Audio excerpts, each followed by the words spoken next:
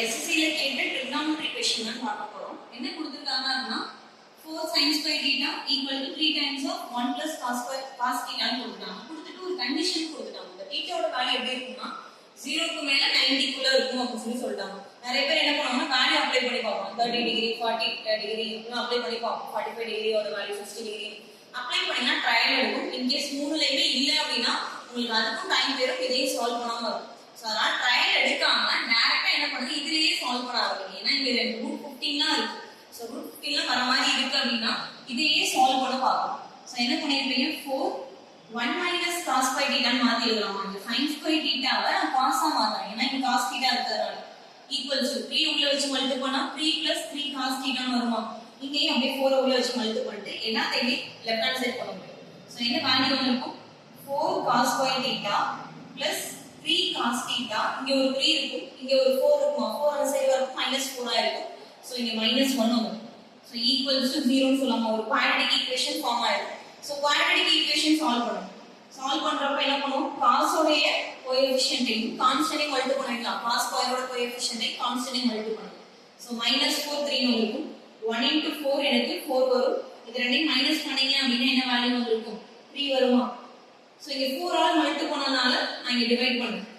So cos க்கு பாத்தீங்க அப்படினா ரெண்டு வேல்யூ வரும். அதாவது cos θ equals to 1/4 ன்னு ஒரு வேல்யூ வரும். இங்க -1/4 இருந்துச்சுன்னா +1/4 ன்னு எழுதுவோம்.